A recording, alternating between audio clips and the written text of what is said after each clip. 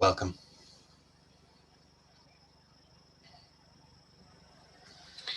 So,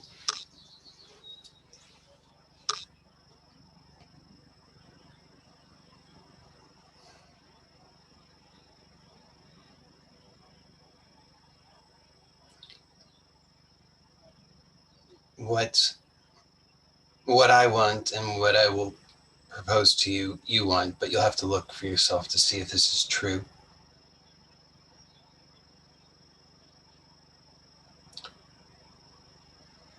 You'll have to look for yourself to see that it is true. It's not really a question of whether it's true. It's just that if you don't see it for yourself, it's not of any use to you. So we can hear things, take on new ideas, new beliefs, and as you've probably noticed, it doesn't do any good. Not really. It can seem like it's doing something for a while, but the test will come inevitably, and the test is when things are difficult, when you're not able to, you're stressed beyond your capacity to override. And that's not even an override, it's more to delude yourself. And what's revealed is that you didn't, you just had a superficial layer on top that was producing an illusion of change, but at a deeper level, there wasn't really a change. So in order for there to be a real change, which is what this is what we really want. We want change. We want newness. In order for that to occur, we have to see that for ourselves, because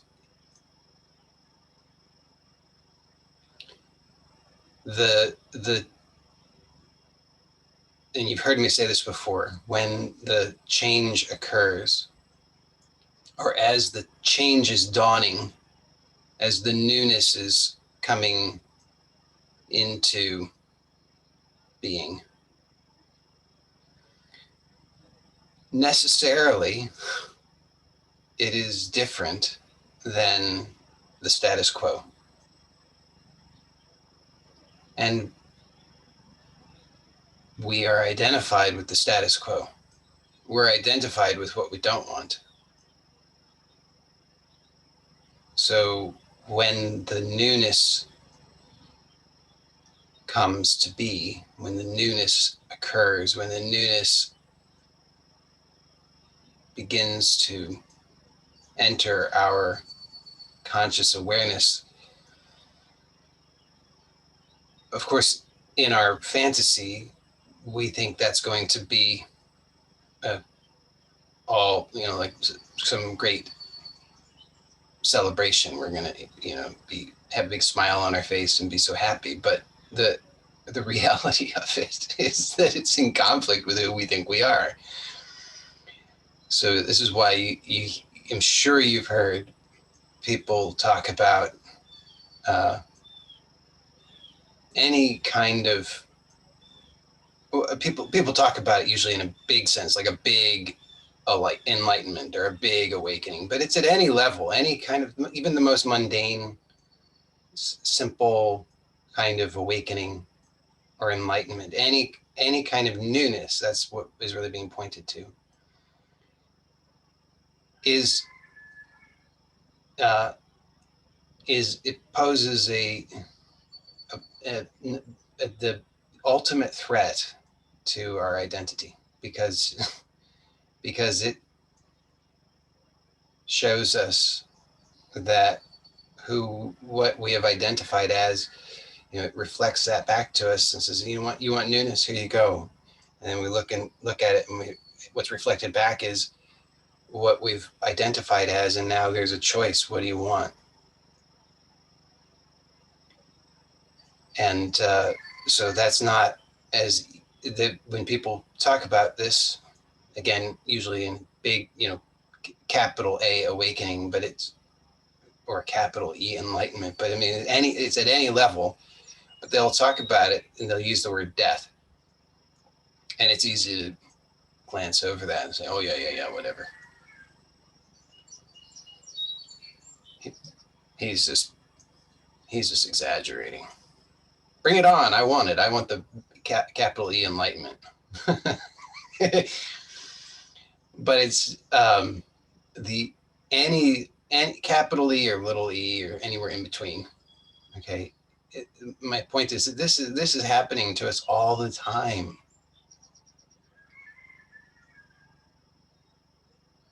It's not some distant thing. It's not some distant thing reserved for some special people. It's happening all the time.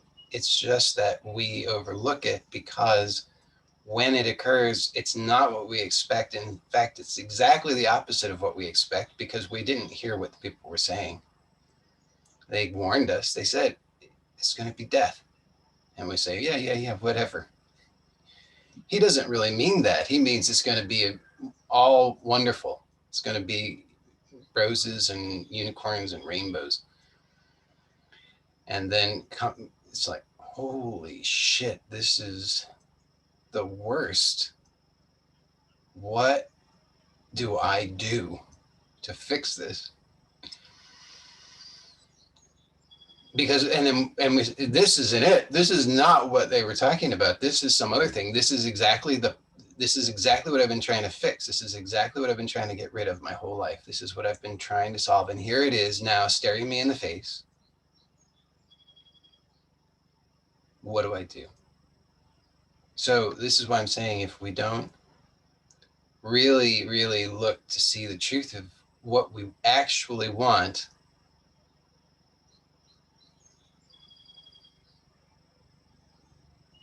then we won't accept it when it comes along. I'll tell you, there was a fairly well-known research study in which the researchers, it involved children. They brought a bunch of school-age children and said, hey, we're gonna put a marshmallow in front of you, and if you don't eat the marshmallow for I think it's like 15 minutes. If you don't eat the marshmallow for 15 minutes, you'll get 2 of them.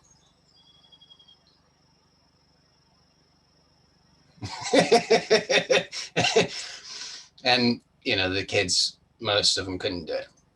Most of them just right away ate the marshmallow. God bless them. And it took a while, but after some years, I think it dawned on them, hey, we were thinking that no. Then they followed up with these kids, and like over decades, they followed up with these kids, and what they found was the kids who did not eat the marshmallow, who later got 2 marshmallows, those kids by most measures were more successful in life. Like they reported that they were more content, happier. They had, by most measures, they were more successful in their lives. So it took decades, but finally, after all of this, then the researchers said, hey, I wonder, is it really just that some kids were just born that way? Is it just some people were just born that way? They just, they just don't eat the marshmallow.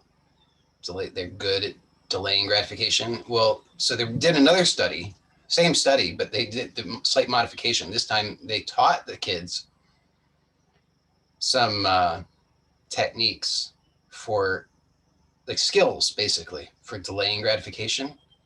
Lo and behold, now most of the kids were able to do it. They were able to not eat the marshmallow, and then they got 2. So we need to know, we need a couple of things. First of all, we have to know what we actually want We have to be willing, we have to be prepared for what's likely to happen. You know, the marshmallow is staring you in the face. All the conditioning is like, grab the marshmallow, shove it in your mouth. But we have to, first of all, know, okay, but what I really want is not just that, because if I just do that, I've done that before. I've done that before. I know what that did for me. Just got a bellyache and then repeated the same thing tomorrow. So that's not really what I want. I want something greater than that. I want something new. I want something different. I want something beyond what's already known.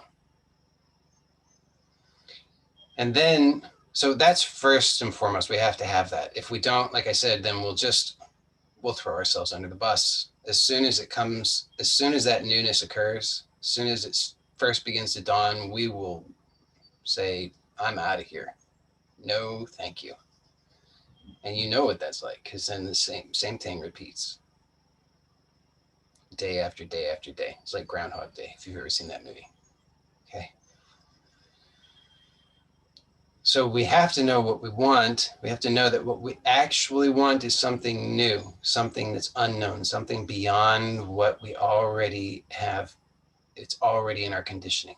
Necessarily what's already known, what's already familiar, what's already conditioned, that's what we actually don't want. So what we do want has to be other than that. So we have to recognize that. So really, in a sense, what we're saying is, if something new occurs, and new is anything outside of what's just automatic, habitual. So for example, being present to your experience fully, that's new. Has to be. Because this experience has never occurred before. So we have to know that, and we have to really know that. I mean, we have to really have looked. You have to actually look and see, because like I said, otherwise you'll just grab the marshmallow and shove it in your face. And then the other thing is, we have to have the skills. And so it's unrealistic for us to expect of ourselves that we're going to have success in allowing newness if we haven't developed the skills. And in the process of developing the skills, we have to cut ourselves some slack, you know. Like, if you expect that the first time that you ever tried to write, or the first time you ever tried to read, or the first time you ever tried to walk, or the first time you ever tried to talk, or the first time you ever tried anything, or the second time, or the third time, or the fourth time, or the fifth time, or the 100th time, or the 10,000th time, that you're going to be a master of it, well, that's unrealistic, right? I mean, if you want to know the secret to mastery, it's just, you just keep at it. Eventually, you will develop some degree of mastery if you just persist. So as you've heard me say before, you know, what we're really learning here is there's two basic modes that we have available to us. I call it action and inhibition.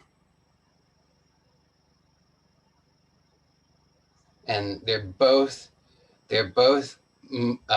skills that we can develop. Now, we're very, very skilled at taking action.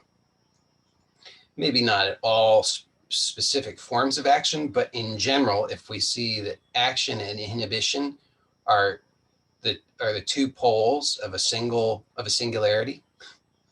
Okay, so we're heavily weighted toward action. We've got a lot of experience with action, but we don't have much experience with inhibition. So we're learning inhibition. We've got to cut ourselves some slack.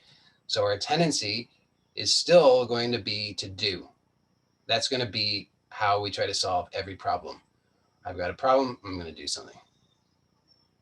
I feel uncomfortable, I'm going to do something. That's always the impulse. Do. Take action. So we're learning how to inhibit, and we have to be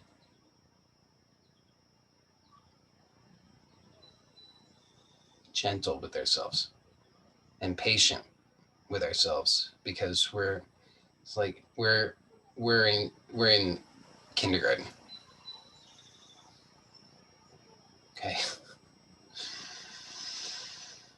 I mean, we're like, we all have PhDs in doing, but when it comes to inhibition, we're in kindergarten. So this is going to take a while.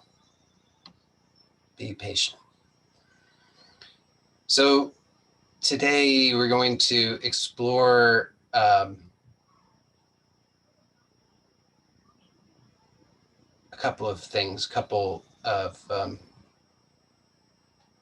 important aspects in the process of learning or mastering inhibition.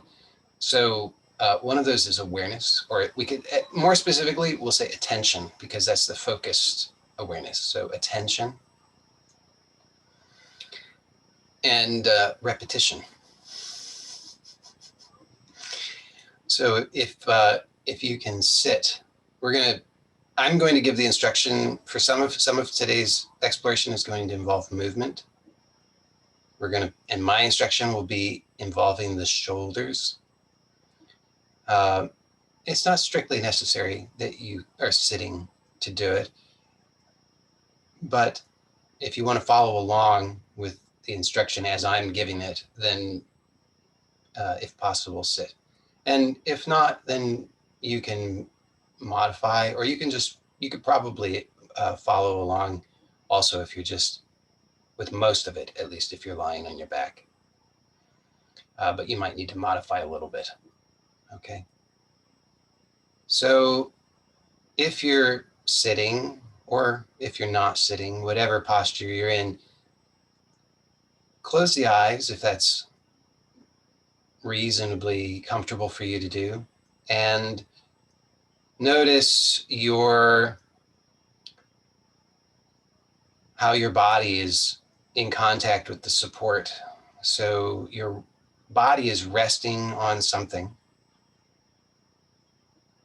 And notice that, so notice that contact, and notice how right away, this is like the low-hanging fruit. You can just see where am I making unnecessary effort. So you might notice if you're sitting that you're squeezing one of your buttocks or your thighs, or maybe you're making some unnecessary clenching in the lower abdomen or the lower back, or maybe you notice that the chest is unnecessarily tight.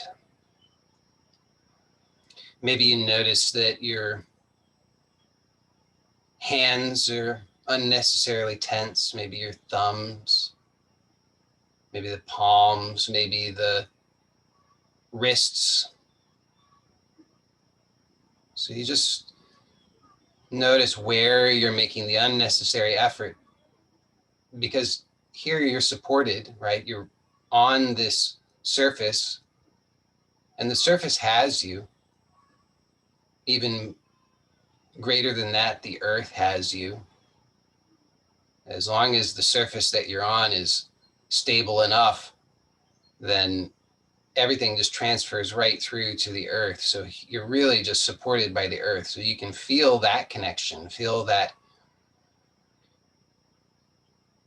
incredible stability of the earth.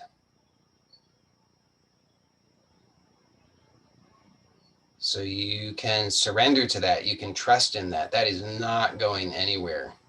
That's here for you.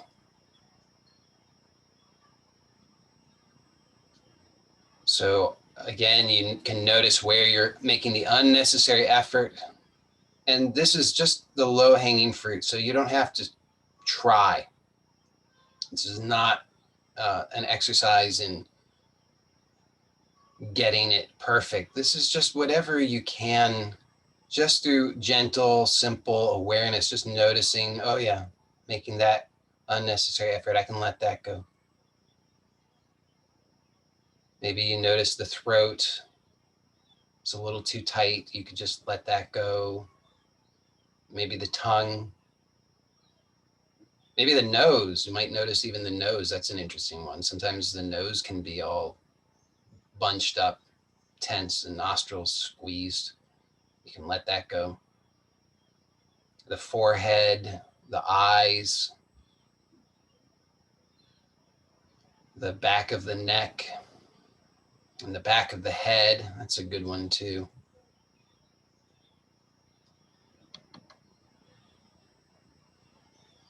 And just gently scan through all the places that you've noticed so far. Just gently scan through those again and notice probably some of them either tense back up, or maybe there's some deeper layer that has been exposed that you can also start to surrender, so that you start to really feel the support of the surface that you're on and the support of the earth. And you start to notice that your body also is supported by the internal structure, the bones, so you can start to perceive the bones and let the bones do the majority of the work, so that you can really trust in that structure and that internal support. And you can perceive how that internal support of the bones, the skeleton, can fully, or at least greatly, surrender to the support of the earth, so that you're not straining to make the bones lift away from the earth. Let the bones release to the earth, and let the structure, the internal structure of the bones, do the work that they're here to do. So if you're seated, if you're sitting upright, you might notice that as you do this, you notice how the vertebrae of the spine start to align. You start to notice more ease in the back, how you can sit with more buoyancy with less effort by surrendering, which is sort of paradoxical, that you actually become more buoyant the more you surrender. And it's sort of paradoxical, but it's only sort of paradoxical because of the model, which is a false model that we're usually operating under. So that's the old, that's the habitual, and it's not a useful model, or let's say it's an outdated model, one that has limited use, and we've grown beyond that limitation. So that old model is, I've got to try, I've got to strain, I've got to strive, I've got to work hard to be here in this body. But what we can start to notice, if we really just allow ourselves, is that the body is a gift that can, it largely takes care of itself. And all we have to do is allow that, rather than straining against the innate intelligence. So we want to start to allow this newness of this perception of the aliveness of the body. So notice how that old, outmoded model is the model in which you've got to work hard. You're working against gravity. Gravity's trying to pull you down. You're working against age. Age is decline. Everything's sagging. Everything's weakening. Notice how that, living from that perception, shapes your experience in ways that are not so pleasant. And then notice that through this simple exploration, you've already demonstrated to yourself, hopefully, that that model actually is not accurate, that there is this possibility of surrendering to gravity in such a way that rather than gravity pulling you down, gravity is the stabilizing factor that allows the innate buoyancy within the intelligence of the body to function, so that your bones become aligned, so that the internal structure of your body begins to do its work perfectly without any interference from the conditioned mind. And so you more and more can start to feel and perceive and experience that buoyancy, that lightness, and at the same time, that stability. So you start to notice that the intelligence of the body and the aliveness of the body and the intelligence of the body are working, collaborating with gravity, so that you are both anchored here and uplifted. It's a very dynamic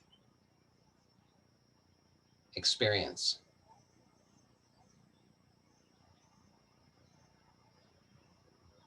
And then start to notice your breathing. And just notice without trying to change anything, because again, if you try to change, you'll just be utilizing your outdated model, which is only going to result in more strain. So here, just notice, and notice, where does the breath feel strained? Maybe, maybe everywhere. Maybe it's so strained that doesn't even seem like there's a beginning point to it. It's just constantly strained. Or maybe you can pinpoint some areas where it seems, okay, it's strained there. There's where, when I'm breathing, it feels like it's catching, like I can't breathe enough. So in either case, just notice whatever area calls out to you. Could be in the upper back, could be in the lower abdomen, could be in the throat, could be in the upper chest, could be in the shoulders, could be in the face, could be anywhere. Just notice that area. So here we're going to just direct our awareness in a focused way and just let it gently remain focused on that area. So you've heard me talk, I think it was on Friday, I talked about you can start a million different bridges, but not complete any of them. So here we're going to use the power of attention, so that rather than having a million incomplete bridges, we can have a complete bridge. So just gently keep the attention in that area as you're breathing, and without forcing anything, without straining more, without trying to breathe correctly. Just allow yourself to breathe and keep the attention in that area, wherever you have chosen. Just trust that that's good and right. Don't worry about the other areas for now. And as you're breathing, notice in that area what that experience is like. Is it pleasant? Is there something about the experience that seems not quite right to you? Is there something about that experience that bothers you, something that disturbs you, something that you're not so happy about? And just be curious about it and watch it through the entire breath cycle. So you're inhaling, you're exhaling, just naturally, not forced. And notice that area, is there something that you might be doing, albeit largely unconsciously, that is unnecessary, that restricts the flow of the breath in that area? And just see if you can become aware of that. And it's not an analysis. You don't have to figure out the name of the muscle or the name of the bone or what that area is called or how it relates to anything else. It's just by keeping the attention there with the intention to release. See what happens. See if you can do that. See if you can start to slowly let it tease apart, slowly begin to release, slowly begin to dissolve, so that the breath starts to gently move into that area in a way that's more enjoyable for you, more fulfilling for you, without trying harder. In fact, you're doing less.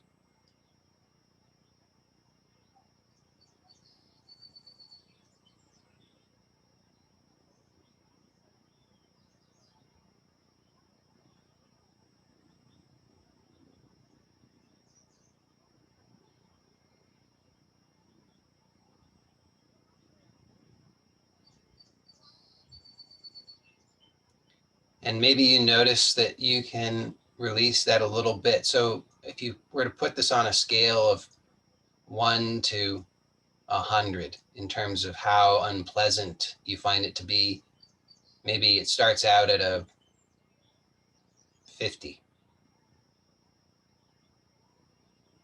And so we're not aiming to try to bring it down to a 0 instantly.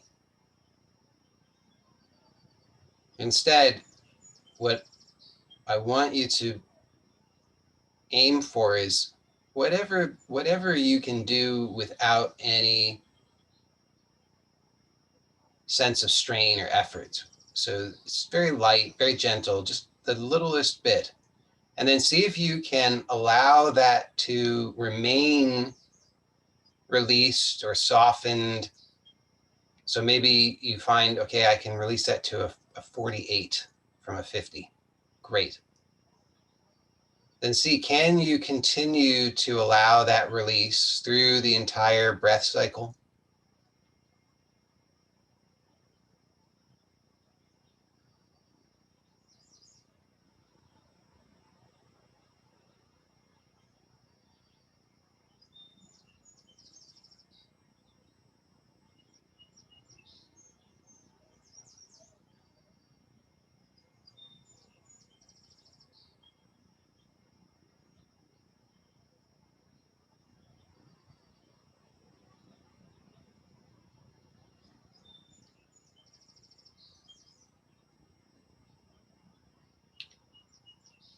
Okay, so we'll come back to that possibly, but just notice what's changed, okay? So notice that something has changed. Just, you don't have to name it. You don't have to be able to describe it, but you can feel it. You can sense it. So just tune into that. Just notice, yes, it's changed.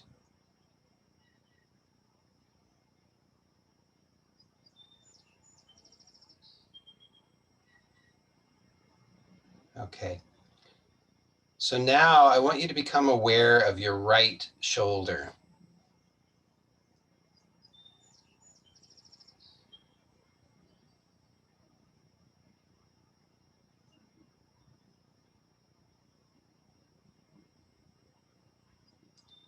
And I want you to continue to, throughout this entire thing, I want you to continue to breathe. Obviously, you will, but I mean, I want you to continue to breathe with the same kind of ease, and if possible, even more ease.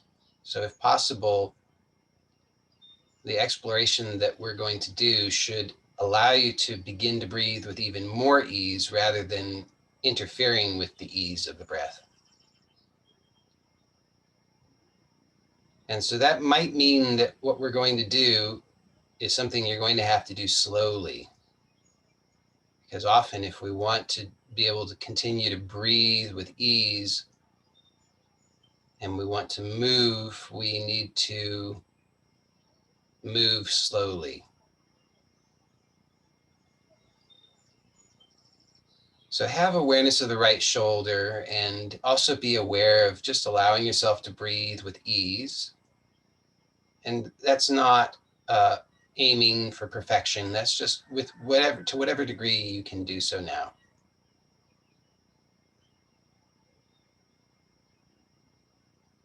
And take a few breaths in this way at the natural pace, so you can take your time. And notice what the shoulder does as you breathe. So do you habitually find that you do anything with the shoulder as you're breathing, as you're inhaling, at the top of the inhalation, as you exhale, at the bottom of the exhalation? What's happening with the shoulder? You might be surprised to notice that the shoulder is involved, that you're doing something, maybe subtly, but something with the shoulder, some kind of squeezing or lifting or pulling, or you don't have to give a name to it, but just feel it, just sense it, just notice, is the shoulder doing anything?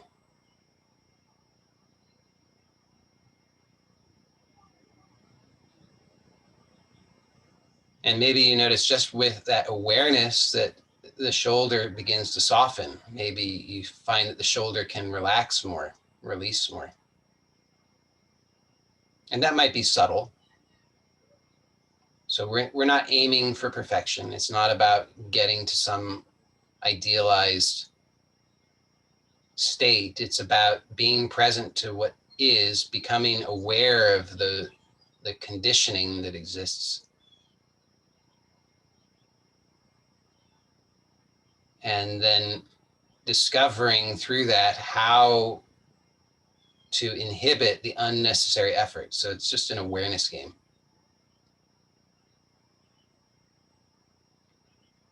Okay, so now I want you to, in just a moment, we're going to begin to move the shoulder. So before you actually move the shoulder, I want you to be aware that you can move that shoulder in all kinds of directions. So you could imagine that you could move the shoulder back. You could move the shoulder down. You could move the shoulder up. You could move the shoulder forward. So imagine moving the shoulder forward. Imagine that as you're breathing, aware of allowing the breath to remain relaxed. So imagine, how might you move the shoulder forward while the breath is still relaxed?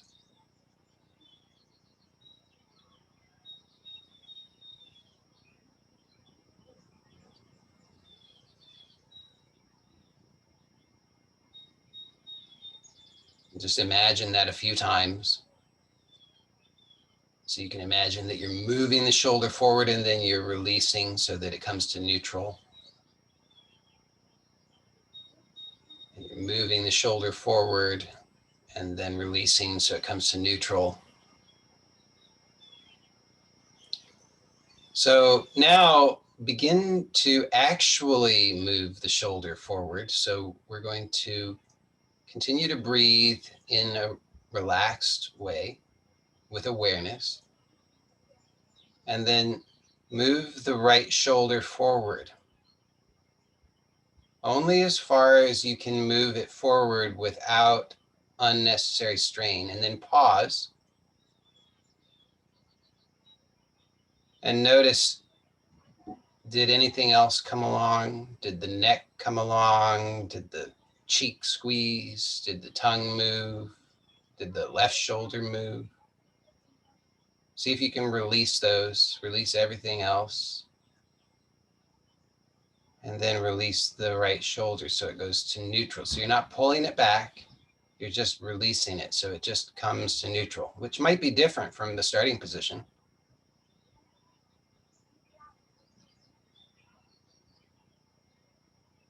And just allow yourself to breathe and continue to be aware of that right shoulder and see now, did that little exploration help you to become aware of anything else so that you can even further release the shoulder? Maybe it's a little uncomfortable now. Maybe you start to notice these subtle things in the shoulder that you previously hadn't been aware of. So that can be interesting. It can seem awkward. Remember, I told you, when the newness comes in, all of a sudden, you start to doubt yourself. You don't know what's happening. You don't know which way is which. So just trust in the process. Just be gentle.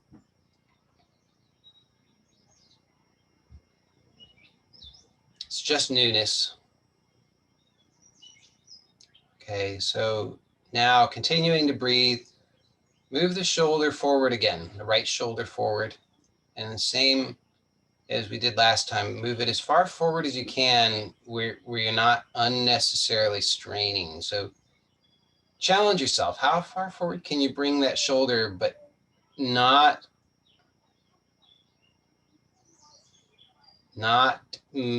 squeeze anything unnecessarily? So you might have to pause and release other things. You might notice other parts of the body tend to squeeze when you're moving the shoulder. So you pause, release, and then just hold it there for a moment. Let everything else go.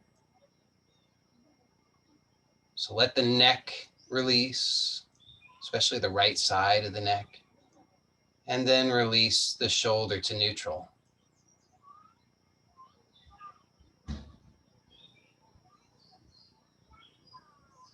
And take another 1 or 2 breaths and let that shoulder relax even more. So the breath highlights the subtleties of the holding.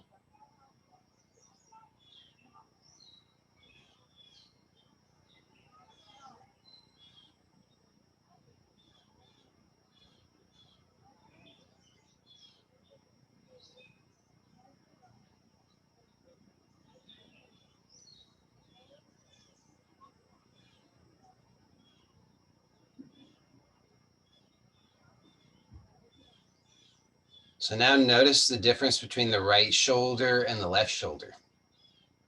Probably feel different. Maybe as you notice that difference, you can even further release the right shoulder. So you just keep allowing whatever you become aware of that's unnecessary to let go.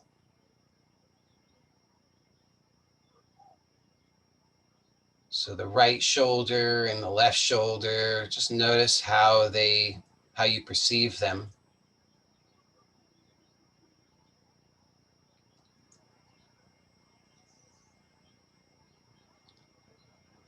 And maybe you're interested in balancing them out.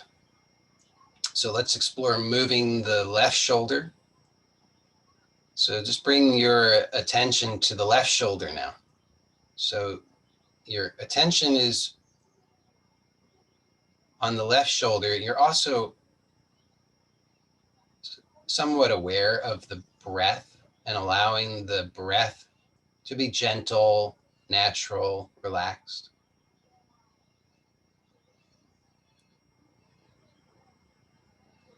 And as you're breathing, notice, does the left shoulder do anything as you're breathing, as you inhale or as you exhale?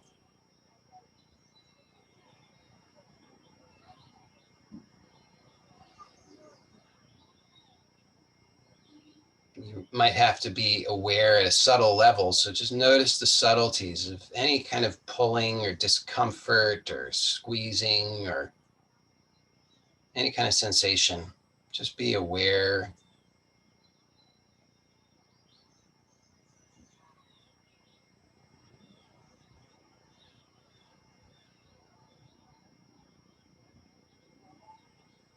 And now the left shoulder, much like the right shoulder, can move in lots of directions. So you can imagine how your shoulder can move back, and it could move down. It could move up.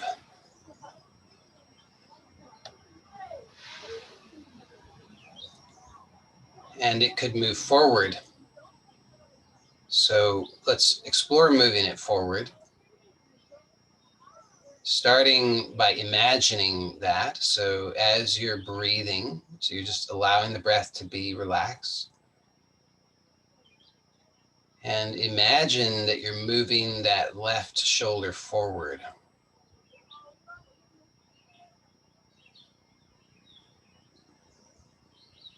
And then imagine that you're releasing it to neutral.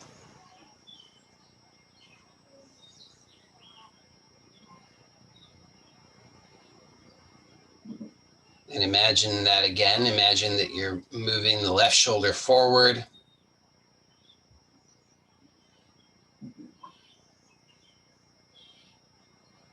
And then releasing to neutral.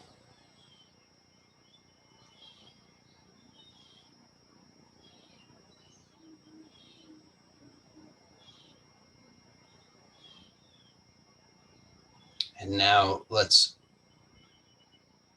actually move the left shoulder. So move the left shoulder forward. And only move it as far forward as you can without unnecessarily engaging other parts of the body. So that might mean you move it forward and then you pause and release other things. So be aware of the neck and the face and the right shoulder and everywhere else. Just, is there anything that's coming along, and see if you can release that, and see if you can move the left shoulder forward a little bit more. Then pause and release everything else. And then slowly release the left shoulder to neutral. So you're not pulling it back, you're releasing it. So that means that where the shoulder comes to may not be the same as the starting position.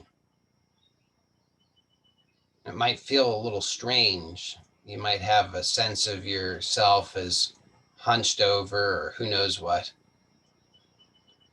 But notice that you can just be here inhabiting this posture and just continue to release. So you might start to notice all kinds of things. You could notice habits in the back, habits in the neck, habits all over the place. Just keep releasing. So you're not pulling the shoulder back, you're just letting it continue to rest. And then let's move the shoulder forward again. So move the left shoulder forward.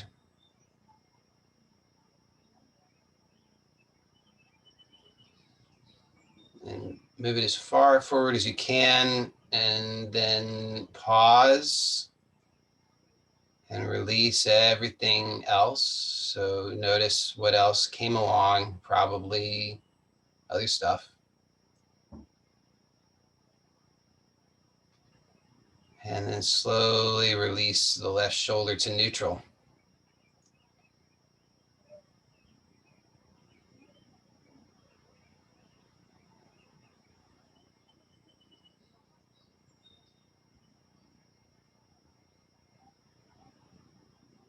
So I feel weird.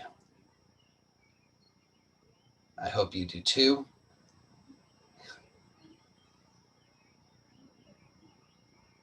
Because it indicates something new. Something new has entered into this experience. So it reveals what it is that we have been habitually trying to cover up, compensate for.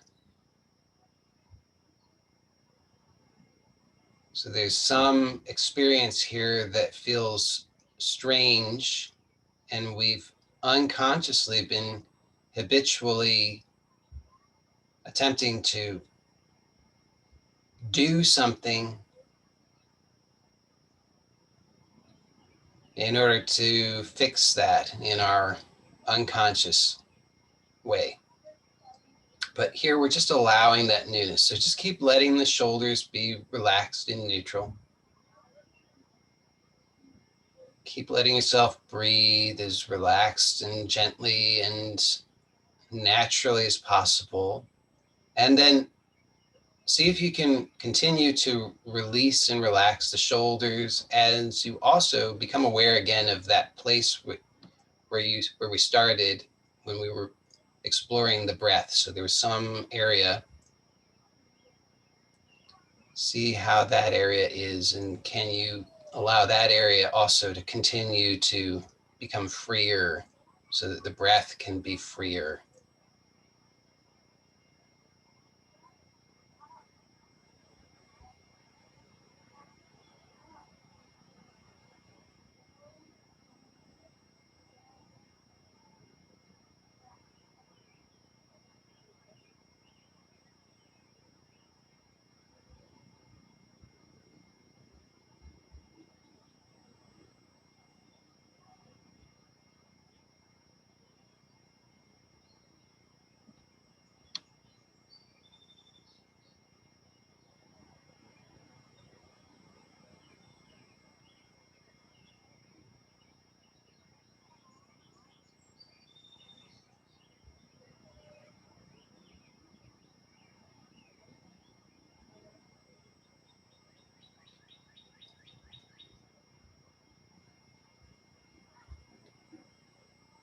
So now we will, in just a moment, begin to open the eyes. So don't open them yet, but know that we will open them momentarily.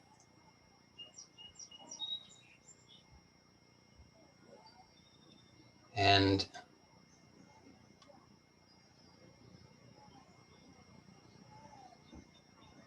so be aware of yourself. Notice how your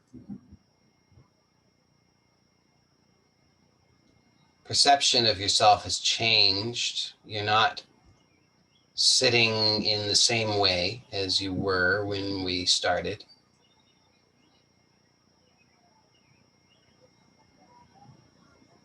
And if all has gone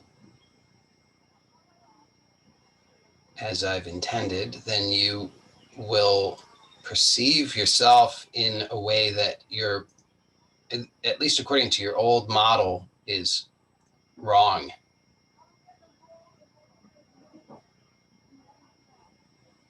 So there's a mismatch between your old model and the reality that you've come to through direct exploration that reveals this is what it is to release something. This is what it is to be freer. So to be freer does not jibe with your old model. So what are you going to choose? I recommend that you choose what actually is instead of your old outdated model. So continue to be aware of yourself, aware of those habits of the old model that want to assert themselves, and just keep being aware of releasing and relaxing.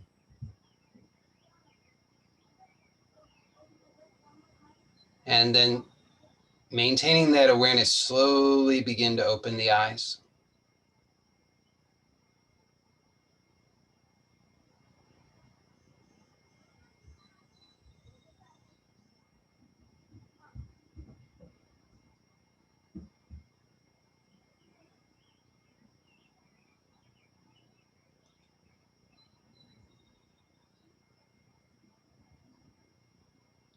And see if you can Just let your eyes be lowered, so you're not straining anything, you're not adjusting anything, you're letting everything remain relaxed, but you're letting the eyes be lowered so you can see perhaps some of your body. Maybe you can see some of your legs or some of your arms.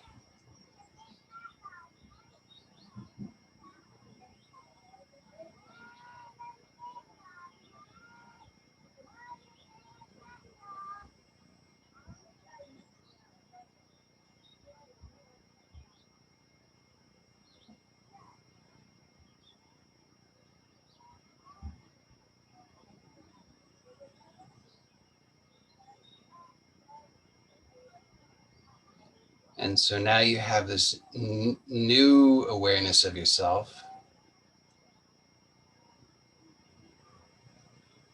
And maybe it feels a little bit better now, or maybe it still seems quite strange. Maybe somewhere in between. So just notice whatever your experience is. Whatever your experience is reveals something important to you. It shows you some important guidance for you to help you in your life, because it's your life, your experience, your perception. So all I can do is point out something to you. But you have to notice it for yourself, and it's not something that you can really put into words. But this direct experience of yourself and the shift in your perception is really very profound opportunity. So just take that in.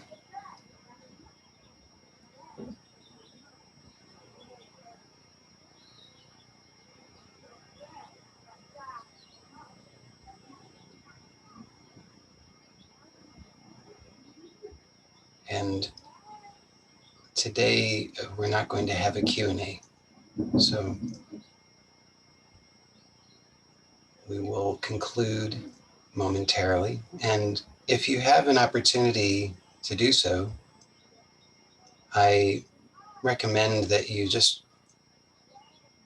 rest for a few moments.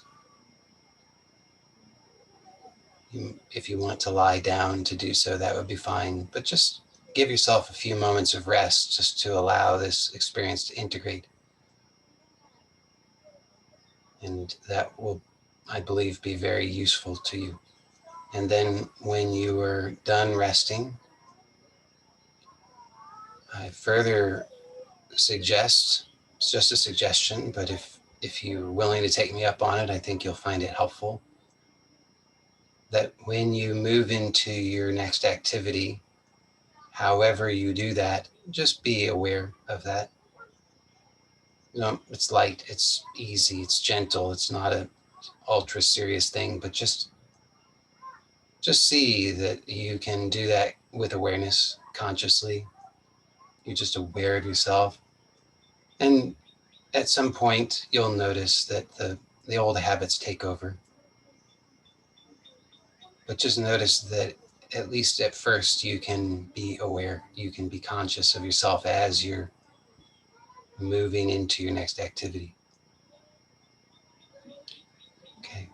Thank you for joining me today. And for those who are interested, I hope you'll join me tomorrow for the reading of the Ramayana. Okay. Bye for now.